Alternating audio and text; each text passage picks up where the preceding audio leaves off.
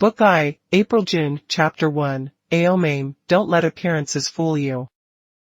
Taxi's radio was tuned to a classical FM broadcast.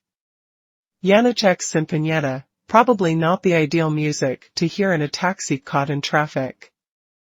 The middle-aged driver didn't seem to be listening very closely, either. With his mouth clamped shut, he stared straight ahead at the endless line of cars stretching out on the elevated expressway, like a veteran fisherman standing in the bow of his boat, reading the ominous confluence of two currents. Aomame settled into the broad back seat, closed her eyes, and listened to the music. How many people could recognize Janacek's Sinfonietta after hearing just the first few bars? Probably somewhere between very few and almost none. But for some reason, Aomame was one of the few who could. Janacek composed his Little Symphony in 1926. He originally wrote the opening as a fanfare for a gymnastics festival. Aomame imagined 1926 Czechoslovakia. The First World War had ended, and the country was freed from the long rule of the Habsburg dynasty. As they enjoyed the peaceful respite visiting Central Europe, people drank Pilsner beer in cafes and manufactured handsome light machine guns. 2 years earlier, in utter obscurity, Franz Kafka had left the world behind. Soon Hitler would come out of nowhere and gobble up this beautiful little country in the blink of an eye, but at the time no one knew what hardships lay in store for them. This may be the most important proposition revealed by history. At the time, no one knew what was coming. Listening to Janacek's music, Aomame imagined the carefree winds sweeping across the plains of Bohemia and thought about the vicissitudes of history. In 1926, Japan's Taisho emperor died, and the era name was changed to Showa. It was the beginning of a terrible, dark time in this country, too. The short interlude of modernism and democracy was ending, giving way to fascism. Aomame loved history as much as she loved sports. She rarely read fiction, but history books could keep her occupied for hours. What she liked about history was the way all its facts were linked with particular dates and places. She did not find it especially difficult to remember historical dates. Even if she did not learn them by rote memorization, once she grasped the relationship of an event to its time and to the events preceding and following it, the date would come to her automatically. In both middle school and high school, she had always gotten the top grade on history exams. It puzzled her to hear someone say he had trouble learning dates. How could something so simple be a problem for anyone? Aomame was her real name. Her grandfather on her father's side came from some little mountain town or village in Fukushima Prefecture, where there were supposedly a number of people who bore the name. Written with exactly the same characters as the word for green peas and pronounced with the same 4 syllables, Almame. She had never been to the place, however. Her father had cut his ties with his family before her birth, just as her mother had done with her own family. So she had never met any of her grandparents. She didn't travel much, but on those rare occasions when she stayed in an unfamiliar city or town, she would always open the hotel's phone book to see if there were any Aomames in the area. She had never found a single one. And whenever she tried and failed, she felt like a lonely castaway on the open sea. Telling people her name was always a bother. As soon as the name left her lips, the other person looked puzzled or confused. Miss Aomame? Yes. Just like green peas. Employers required her to have business cards printed, which only made things worse. People would stare at the card as if she had thrust a letter at them bearing bad news. When she announced her name on the telephone, she would often hear suppressed laughter. In waiting rooms at the doctor's or at public offices, people would look up at the sound of her name, curious to see what someone called green peas could look like. Some people would get the name of the plant wrong and call her edamame or sorghum, whereupon she would gently correct them, "No, I'm not soybeans or fava beans, just green peas." Pretty close, though. Aomame. How many times in her 30 years had she heard the same remarks? The same feeble jokes about her name? My life might have been totally different if I hadn't been born with this name. If I had had an ordinary name like Sato or Tanaka or Suzuki, I could have lived a slightly more relaxed life or looked at people with somewhat more forgiving eyes. Perhaps. Eyes closed, Aomame listened to the music, allowing the lovely unison of the brasses to sink into her brain. Just then it occurred to her that the sound quality was too good for a radio in a taxicab. Despite the rather low volume at which it was playing, the sound had true depth. And the overtones were clearly audible. She opened her eyes and leaned forward to study the dashboard stereo. The jet-black device shone with a proud gloss. She couldn't make out its brand name, but it was obviously high-end, with lots of knobs and switches. The green numerals of the station read out clear against the black panel. This was not the kind of stereo you expected to see in an ordinary fleet cab. She looked around at the cab's interior. She had been too absorbed in her own thoughts to notice until now, but this was no ordinary taxi. The high quality of the trim was evident, and the seat was especially comfortable. Above all, it was quiet. The car probably had extra sound insulation to keep noise out, like a soundproofed music studio. The driver probably owned his own cab. Many such owner-drivers would spare no expense on the upkeep of their automobiles. Moving only her eyes, Aomame searched for the driver's registration card. Without success. This did not seem to be an illegal unlicensed cab, though. It had a standard taxi meter, which was ticking off the proper fare, 2,150 yen so far. Still, the registration card showing the driver's name was nowhere to be found. "What a nice car," Aomame said, speaking to the driver's back. "So quiet." "What kind is it?" "Toyota Crown Royal Saloon," the driver replied succinctly. "The music sounds great in here."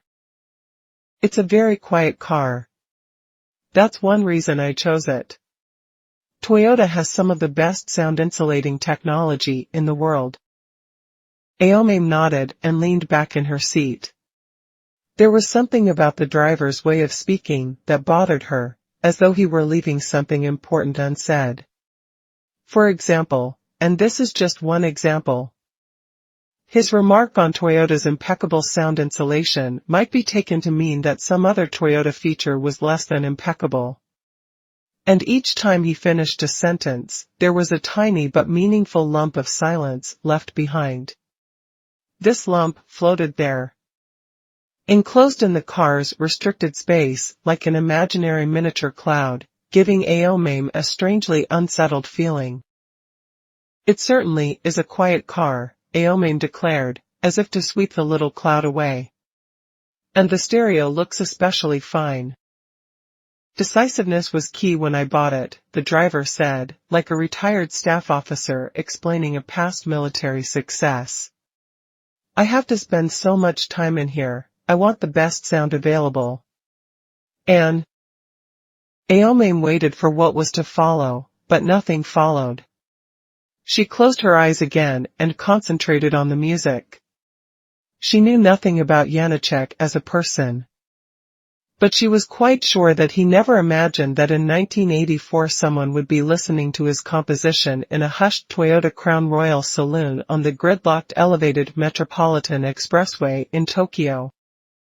Why, though, Aomame wondered, had she instantly recognized the piece to be Janacek's Sinfonietta? And how did she know it had been composed in 1926?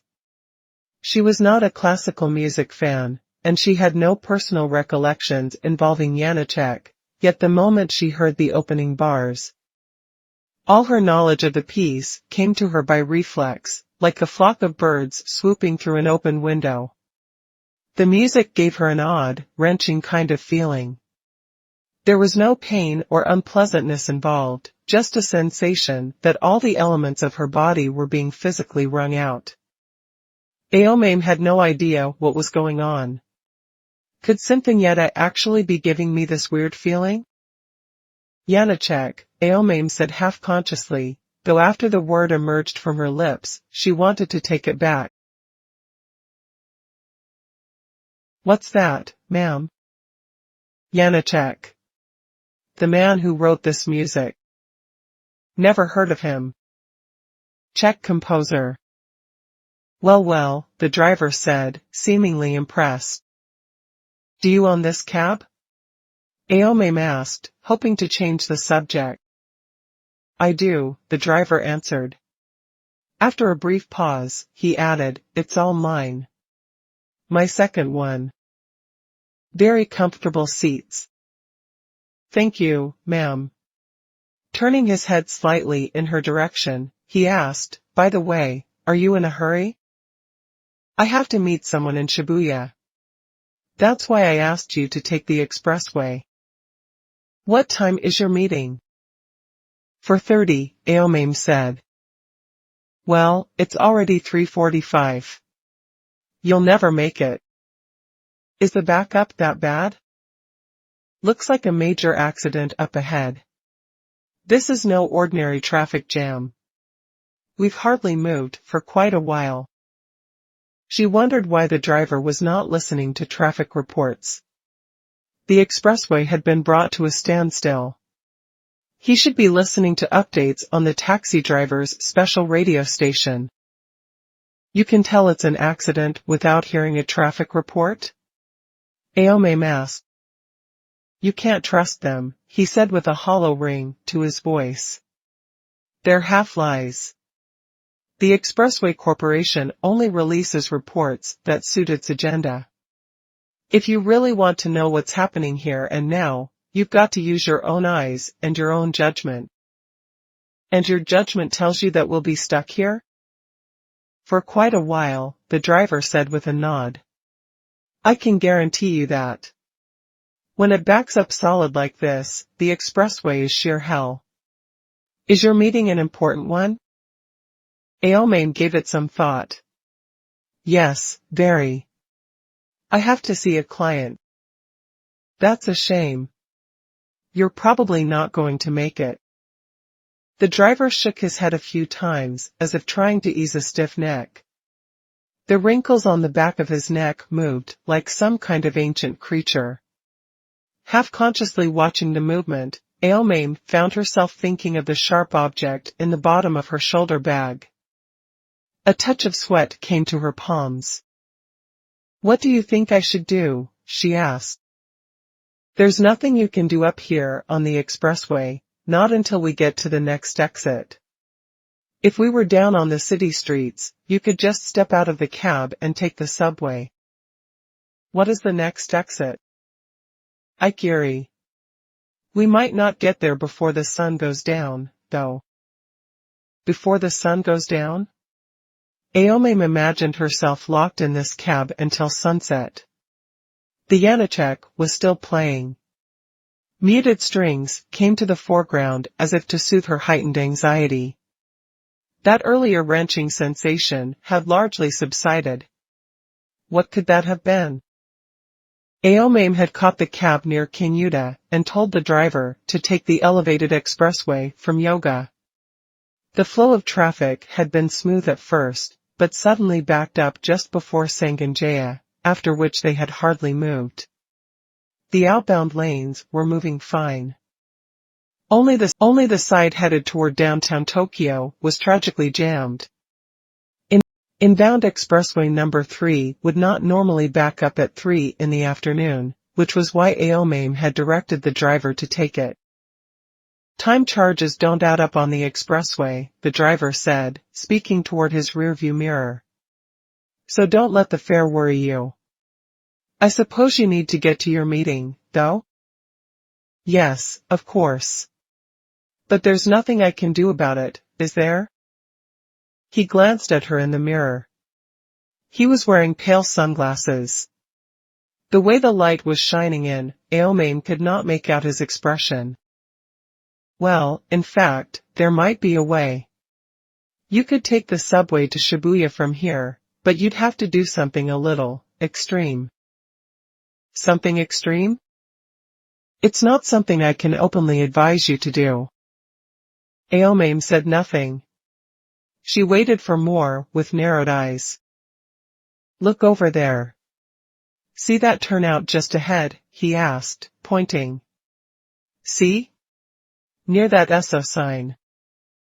Aomame strained to see through the windshield until she focused on a space to the left of the two-lane roadway where broken-down cars could pull off. The elevated roadway had no shoulder but instead had emergency turnouts at regular intervals. Aomame saw that the turnout was outfitted with a yellow emergency phone box for contacting the Metropolitan Expressway Public Corporation office. The turnout itself was empty at the moment. On top of a building beyond the oncoming lanes, there was a big billboard advertising Esso gasoline with a smiling tiger holding a gas hose. To tell you the truth, there's a stairway leading from the turnout down to street level. It's for drivers who have to abandon their cars in a fire or earthquake and climb down to the street. Usually only maintenance workers use it. If you were to climb down that stairway, you'd be near a Tokyu line station. From there, it's nothing to Shibuya. I had no idea these metropolitan expressways had emergency stairs, Aomame said. Not many people do. But wouldn't they get in trouble using it without permission when there's no real emergency? The driver paused a moment. Then he said, I wonder. I don't know all the rules of the corporation, but you wouldn't be hurting anybody.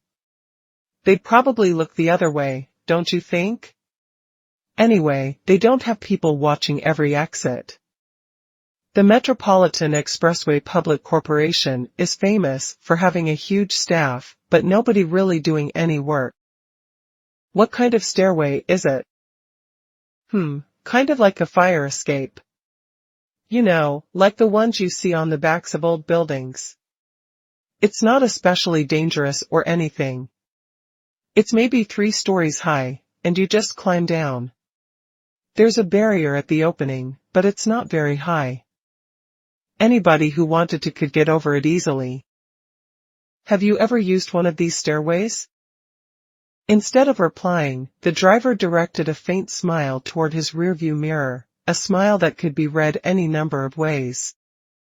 It's strictly up to you, he said, tapping lightly on the steering wheel in time to the music. If you just want to sit here and relax and enjoy the music, I'm fine with that. We might as well resign ourselves to the fact that we're not going anywhere soon. All I'm saying is that there are emergency measures you can take if you have urgent business. Aomame frowned and glanced at her watch. She looked up and studied the surrounding cars. On the right was a black Mitsubishi Pajero wagon with a thin layer of white dust. A bored-looking young man in the front passenger seat was smoking a cigarette with his window open. He had long hair, a tanned face, and wore a dark red windbreaker. The car's luggage compartment was filled with a number of worn surfboards. In front of him was a gray Saab 900, its dark-tinted windows closed tight, preventing any glimpse of who might be inside. The body was so immaculately polished. You could probably see your face in it. The car ahead was a red Suzuki Alto with a Naram Award license plate and a dented bumper. A young mother sat gripping the wheel. Her small child was standing on the seat next to her, moving back and forth to dispel its boredom. The mother's annoyance showed on her face as she cautioned the child to keep still. Aomame could see her mouth moving. The scene was unchanged from 10 minutes earlier. In those 10 minutes, the car had probably advanced less than 10 yards. Aomame thought hard, arranging everything in order of priority. She needed hardly any time to reach a conclusion. As if to coincide with this, the final movement of the Janacek was just beginning. She pulled her small Ray-Ban sunglasses partway out of her shoulder bag and took 3,000 yen bills from her wallet. Handing the bills to the driver, she said, "I'll get out here. I really can't be late for this appointment." The driver nodded and took the money. "Would you like a receipt?" "No need. And keep the change." "Thanks very much," he said. "Be careful, it looks windy out there. Don't slip." "I'll be careful," Aomame said. "And also," the driver said, facing the mirror, "please remember, things are not what they seem." "Things are not what they seem," Aomame repeated mentally. "What do you mean by that?" she asked with knitted brows. The driver chose his words carefully. "It's just that you're about to do something out of the ordinary. Am I right? People do not ordinarily climb down the emergency stairs of the Metropolitan Expressway in the middle of the day, especially women." "I suppose you're right." "Right. And after you do something like that, the everyday look of things might seem to change a little. Things may look different to you than they did before. I've had that experience myself. But don't let appearances fool you. There's always only one reality." Aomame thought about what he was saying, and in the course of her thinking, the Janacek ended and the audience broke into immediate applause. This was obviously a live recording. The applause was long and enthusiastic. There were even occasional calls of "bravo." She imagined the smiling conductor bowing repeatedly to the standing audience. He would then raise his head, raise his arms, shake hands with the concertmaster, turn away from the audience, raise his arms again in praise of the orchestra, face front, and take another deep bow. As she listened to the long recorded applause, it sounded less like applause and more like an endless Martian sandstorm. "There is always, as I said, only one reality," the driver repeated slowly, as if underlining an important passage in a book. "Of course," Aomame said. He was right. A physical object could only be in one place at one time. Einstein proved that. Reality was utterly cool-headed and utterly lonely. Aomame pointed toward the car stereo. "Great sound." The driver nodded. "What was the name of that composer again?" "Janacek." "Janacek," the driver repeated, as if committing an important password to memory. Then he pulled the lever that opened the passenger door. "Be careful," he said. "I hope you get to your appointment on time." Aomame stepped out of the cab, gripping the strap of her large leather shoulder bag. The applause was still going. She started walking carefully along the left edge of the elevated road toward the emergency turnout some 10 meters ahead. Each time a large truck roared by on the opposite side, she felt the surface of the road shake, or, rather, undulate, through her high heels, as if she were walking on the deck of an aircraft carrier on a stormy sea. The little girl in the front seat of the red Suzuki Alto stuck her head out of her window and stared, open-mouthed, at Aomame passing by. Then she turned to her mother and asked, "Mommy, what is that lady doing? Where's she going? I want to get out and walk too. Please, Mommy. Please." The mother responded to her cries in silence, shaking her head and shooting an accusatory glance at Aomame. The girl's loud pleading and the mother's glance were the only responses to her that Aomame noticed. The other drivers just sat at the wheel smoking and watching her make her way with determined steps between the cars and the side wall. They knit their brows and squinted as if looking at a too bright object, but seemed to have temporarily suspended all judgment. For someone to be walking on the Metropolitan Expressway was by no means an everyday event, with or without the usual flow of traffic, so it took them some time to process the sight as an actual occurrence, all the more so because the walker was a young woman in high heels and a miniskirt. Aomame pulled on her chin, kept her gaze fixed straight ahead, her back straight, and her pace steady. Her chestnut-colored Charles Jordan heels clicked against the road surface, and the skirts of her coat waved in the breeze. April had begun. But there was still a chill in the air and a hint of roughness to come. Aomame wore a beige spring coat over her green light wool Junko Shimada suit. A black leather bag hung over her shoulder, and her shoulder-length hair was impeccably trimmed and shaped. She wore no accessories of any kind. 5'6" tall, she carried not an ounce of excess fat. Every muscle in her body was well toned, but her coat kept that fact hidden. A detailed examination of her face from the front would reveal that the size and shape of her ears were significantly different, the left one much bigger and malformed. No one ever noticed this, however, because her hair nearly always covered her ears. Her lips formed a tight straight line, suggesting that she was not easily approachable. Also contributing to this impression were her small, narrow nose, somewhat protruding cheekbones, broad forehead, and long, straight eyebrows. All of these were arranged to sit in a pleasing oval shape, however, and while tastes differ, few would object to calling her a beautiful woman. The one problem with her face was its extreme paucity of expression.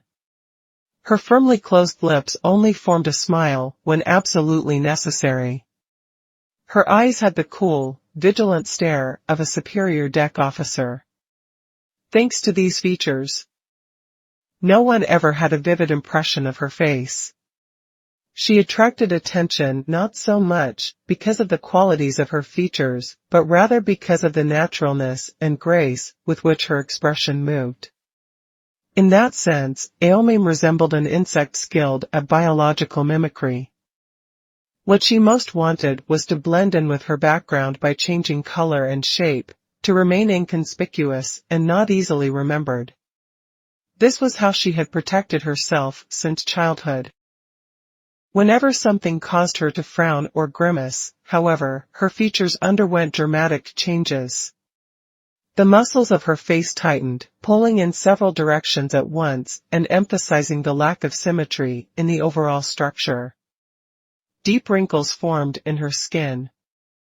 Her eyes suddenly drew inward, her nose and mouth became violently distorted, her jaw twisted to the side, and her lips curled back, exposing Aomame's large white teeth.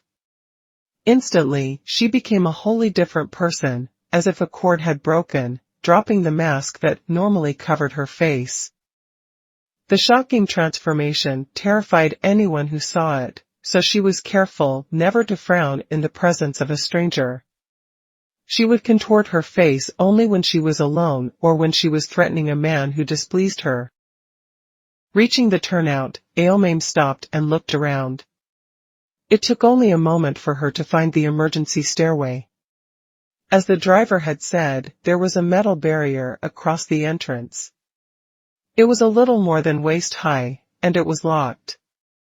Stepping over it in a tight miniskirt could be a slight problem, but only if she cared about being seen. Without hesitating, she slipped her high heels off and shoved them into her shoulder bag. She would probably ruin her stockings by walking in bare feet, but she could easily buy another pair. People stared at her in silence as she removed her shoes and coat. From the open window of the black Toyota Celica parked next to the turnout, Michael Jackson's high-pitched voice provided her with background music. Billie Jean was playing. She felt as if she were performing a striptease. So what? Let them look all they want. They must be bored waiting for the traffic jam to end. Sorry, though, folks, this is all I'll be taking off today.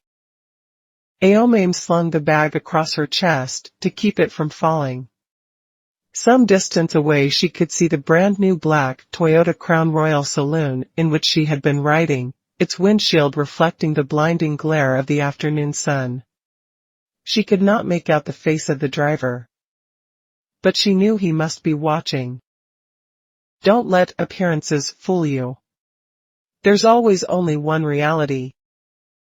Aomame took in a long, deep breath, and slowly let it out. Then, to the tune of Billie Jean, she swung her leg over the metal barrier. Her miniskirt rode up to her hips. Who gives a damn? Let them look all they want. Seeing what's under my skirt doesn't let them really see me as a person. Besides, her legs were the part of her body of which Aomame was the most proud. Stepping down once she was on the other side of the barrier, Aomame straightened her skirt, brushed the dust from her hands, put her coat back on, slung her bag across her chest again, and pushed her sunglasses more snugly against her face. The emergency stairway lay before her, a metal stairway painted gray. Plain, practical, functional. Not made for use by miniskirt women wearing only stockings on their otherwise bare feet. Nor had Junko Shimada designed Aomame's suit for use on the emergency escape stairs of Tokyo Metropolitan Expressway No. 3. Another huge truck roared down the outbound side of the expressway, shaking the stairs. The breeze whistled through gaps in the stairway's metal framework. But in any case, there it was, before her, the stairway. All that was left for her to do was climb down to the street. Aomame turned for one last look at the double line of cars packed on the expressway, scanning them from left to right, then right to left, like a speaker on a podium looking for questions from the audience now that she had finished her talk. There had been no movement at all. Trapped on the expressway with nothing else to occupy them, people were watching her every move, wondering what this woman on the far side of the barrier would do next. Aomame lightly pulled in her chin, bit her lower lip, and took stock of her audience through the dark green lenses of her sunglasses. You couldn't begin to imagine who I am, where I'm going, or what I'm about to do, Aomame said to her audience without moving her lips. All of you are trapped here. You can't go anywhere, forward or back. But I'm not like you. I have work to do. I have a mission to accomplish. And so, with your permission, I shall move ahead. Aomame had the urge at the end to treat her assembled throng to one of her special scowls, but she managed to stop herself. There was no time for such things now. Once she let herself frown, it took both time and effort to regain her original expression. Aomame turned her back on her silent audience and, with careful steps, began to descend the emergency stairway, feeling the chill of the crude metal rungs against the soles of her feet. Also chilling was the early April breeze, which swept her hair back now and then, revealing her misshapen left ear.